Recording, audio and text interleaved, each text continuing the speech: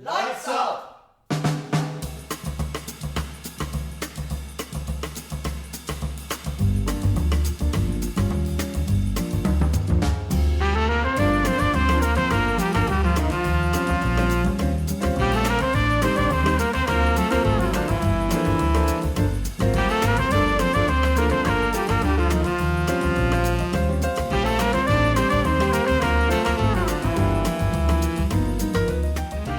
So I'm here with 3 cast members of Much Ado About Nothing, which is the Putney Theatre Company Summer Shakespeare Festival, which is currently touring right across the environs of London. I'm joined here by Rob, Jack and Sophie, who will explain very carefully what they are doing in this magnificent play. Hi, I'm Sophie and I'm playing Hero. I'm Rob and I'm playing Borachio. Hello there, I am Jack and I'm playing Claudio. Great. So, back to you. Tell me a little bit more about your character. So I'm Hero, who's the daughter of Leonardo, who's the kind of boss, the head of the establishment, which we're going with a hotel and sauna. And A hotel and sauna. yes, so we can touch more on that later because I know you had a specific question about the changes that we've made. How did you know? And so I'm just quite head in the clouds, quite everything's gonna work out. And then of course, to trail in, I'm very much in love with Claudio and we're planning on getting married and hopefully that will Spoilers. not... Yeah. Okay, well I'm obliged now to go and ask you who you are then, because you were being gestured to. Yes, yeah, my name's Jack, playing Claudio, who is at the beginning of the play very much in love with Hero. And I think the play follows as a subplot the trials and tribulations that come up from other people's devious plots to sort of separate us, really. I resent that. And yeah, rude. No, exactly. So how about coming to you? And but I think you need to fill in some gaps because we've dived in a bit, haven't we? And perhaps not only can you say who you are. I can give a bit more context for the play as a whole. Exactly. Thank you very much. And here is me kind of paraphrasing off the wonderful leaflet which you may or may not have had come through your door. Obviously, this is the production of Much Ado About Nothing by William Shakespeare. You've probably heard of him. If you haven't, he's pretty good. I think he's well regarded.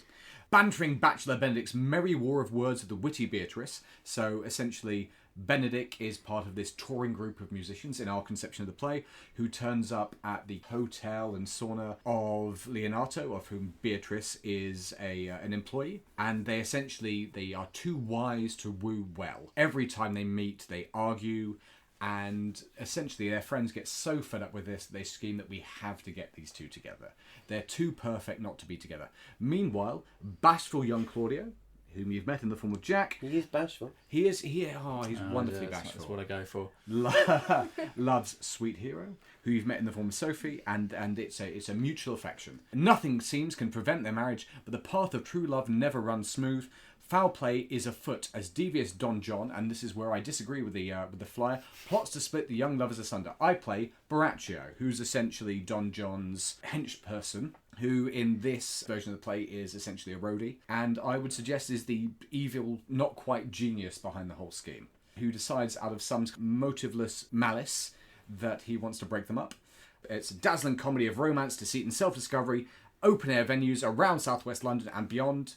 But we promise it will be merry as the day is long. Excellent. So you've said a few things there which we need to explore a little more. You said a hotel, a sauna and a roadie. Now these are 3 words I've not seen in any performance of Much Ado About Nothing. So tell what is going on. This is a new interpretation, is it? Yes, so we've gone and taken some liberty to... Because originally Don Pedro, Claudio, Benedict, they're all soldiers. And for this, of course, without Don Petro, played by the wonderful Claire McCovey, they're now a band. So we've got Don Petro of Aragon, we've got Claudio on the keys, Benedict on the guitar, Borachio's the roadie, Don John on bass, who's been in and out of the band, and so there's some tension there. Then on the other side of things, we've got Leonardo's hotel and spa in Messina, which is this lovely getaway which the band will go and visit post-tour, post-album release, whatever. They're good relations with each other and are there for a good old jolly time. So it's like little glimpses of between the tour, between gigs, But what year is this set in, roughly? A decade? It's roughly present day. I mean, Stuart Watson was really simultaneously really open in terms of having that discussion with the cast in terms of what we thought could make work. And then once we decided upon the concept, which was this band on tour going on break and visiting this kind of hotel spa and trying to ground it in that world, because, you know, Shakespearean comedy, the language is wonderful, but it's not necessarily inherently funny anymore. So I think you kind of need to figure out the comedic situation that you can position it in to really draw out the humour from the text, as a modern audience is really going to appreciate it. Yeah, I think it's quite tricky, isn't it? Because people expect a comedy to be funny, whereas actually a comedy is lighter, it has a happy ending, but it's easily misinterpreted, and so people end up having to feel they've got to work very hard as an audience if it's not relatable to them in any way at all. You mentioned the director. So Stuart is the director. He's also the current artistic director and has decided to take this show on the road, appropriately enough. So can you remember which parts of Merry London you've already visited? Well, actually, we've been international, I believe, if that's what you're referring to. So some places such as Elsinore, Rob, name some more, because my Shakespeare knowledge is... Dunsinane, but yes, we have, to offer a little spoiler, we have band t-shirts which refer to previous gigs that Aragon have performed as part of this tour, all of which refer to past Shakespeare plays such as Hamlet, such as the Scottish play, and we've now arrived at Messina, which is in Sicily, and we've settled when we've just finished off, and we've settled down for this break. But at the moment, in terms of physical locations where we've actually performed the show, which is more relevant, we've been at the Lillington and Longmoore Gardens in Pimlico the weekend before last. We've been at the Winchester House Club in Putney. This weekend coming up, we're at St Margaret's Church, again in Putney.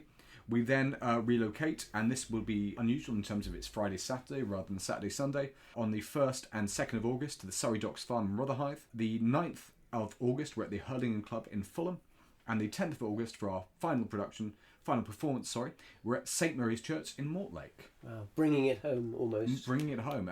And one of the wonderful, lovely things, I think, certainly from my perspective, is being thrown into a space and obviously having the text set up. When we're outside, you know, weather allowing, we're doing it with radio mics, and having to immediately adjust to and reblock and bring certain props and obviously bring costume, and having to say, well, this is where we're doing it now. This is fundamentally, we've got an idea, you know, we know what the play is, we have to make it work here. Yeah, I think reblocking it on the fly has been challenging but tremendously rewarding, and luckily enough, so far the audiences have on the whole been incredibly responsive. It was almost like a medieval miracle play. It was just travelling from place to place and setting up. And here's where we are. Yeah. Which, you know, that's one of the things that appealed to me massively about doing this, or rather auditioning for this and hoping I would get a part, is that it did that work out? Yeah, I know, exactly. Smashed it somehow. But it really reminded me of just a sort of touring rep company thing, obviously at amateur theatre level, but it's exactly the same principle, and that was a really exciting prospect for me personally. And I thought just turning up, as you say, and adapting in different locations, particularly for someone like me who doesn't really feel settled in a location until in a theatre normally until you've done the first one, you've had to get rid of that pretty sharpish. And so now I think 2 weekends in, we've already adapted pretty quickly into just settling in within an hour of the performance, going, right, well, we'll enter there, exit there, adapt in this way, and it's all fine. So I think it's been enormously fulfilling in that way. Yeah. Brilliant.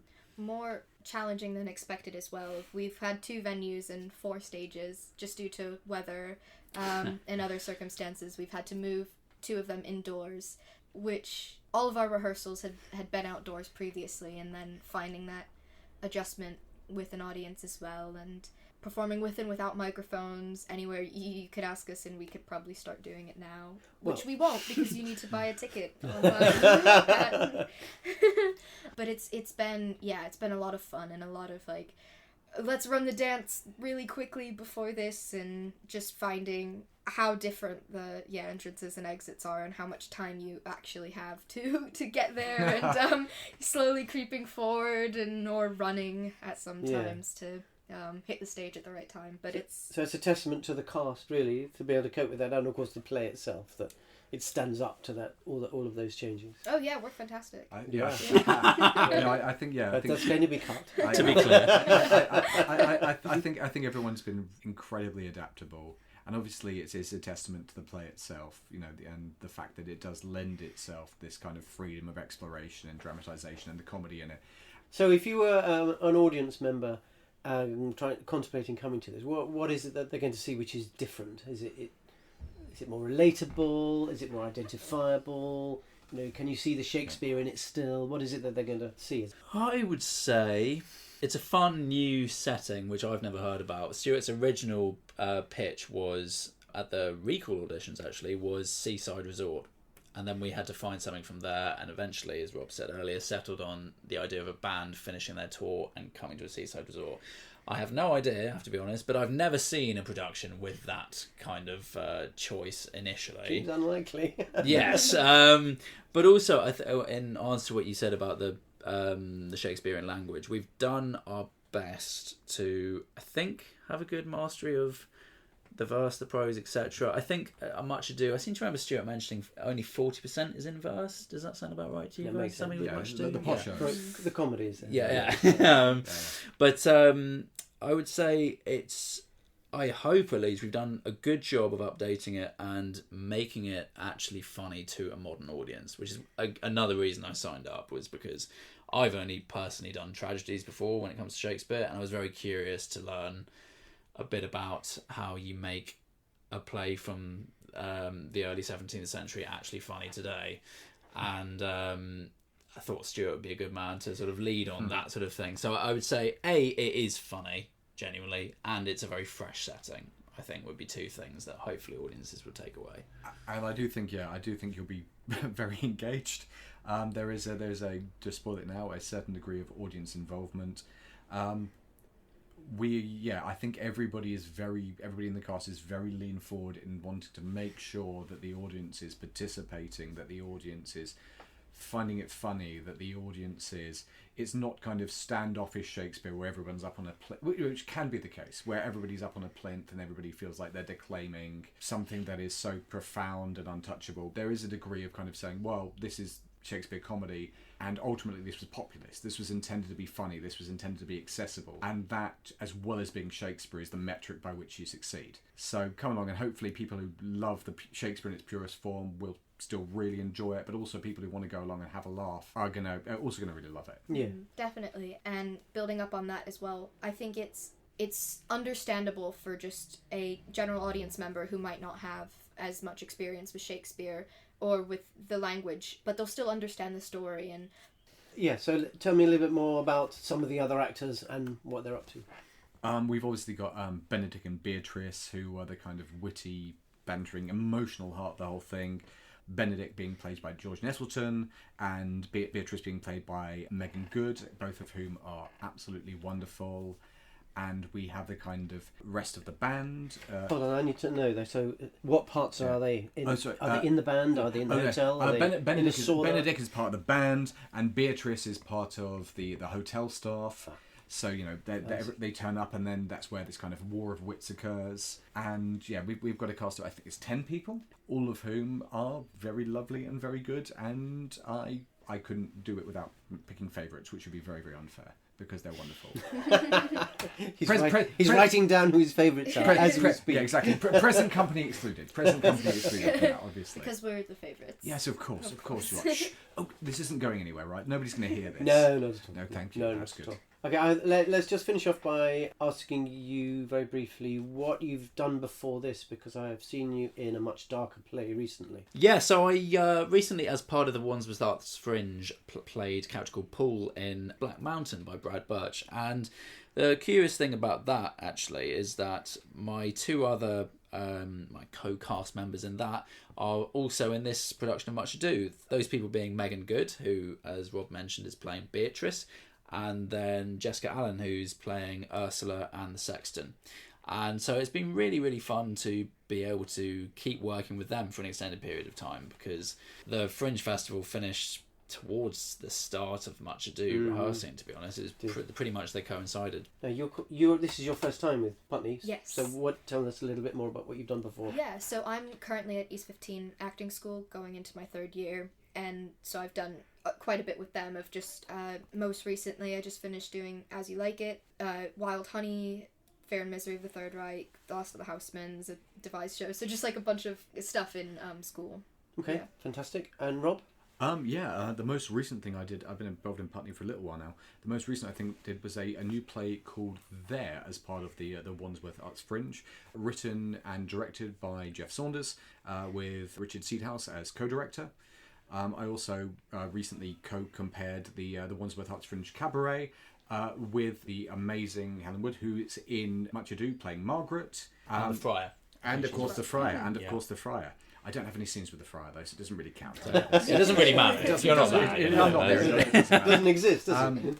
I could shout out absolutely everybody who's involved in the cast, and everybody deserves to be shouted at. And if you haven't been shouted at, it's not that you're not amazing. It's just Shouted out. shouted out, not shouted at. They should be they should be all shouted at as well. But what they should have shouted at them is that you're amazing. Right, excellent. So, just wrapping up then, I understand the tickets are between £10 and £18, depending on location, presumably, and concession, I guess. You've already been, as you said, to Pimlico and Winchester, the Winchester Club. This weekend is St Margaret's at Putney. As you said earlier, we've got Rotherhithe on the 2nd of August, Hurlingham on the 9th of August, and St Mary's in Mortlake on the 10th for a grand return. So just one final thing then, if you would like to buy tickets, there's still tickets available. If you go to putneyartstheatre.org.uk and look at the What's On page, then you will find the ticketing links there. So, thank you very, very much. Thank you. Cheers, Dan. Thanks so much. I really appreciate it.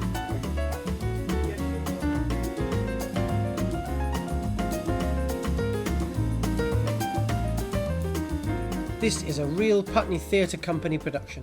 Do share the podcast with your friends and take a look at our website, searching online for the Putney Theatre Company.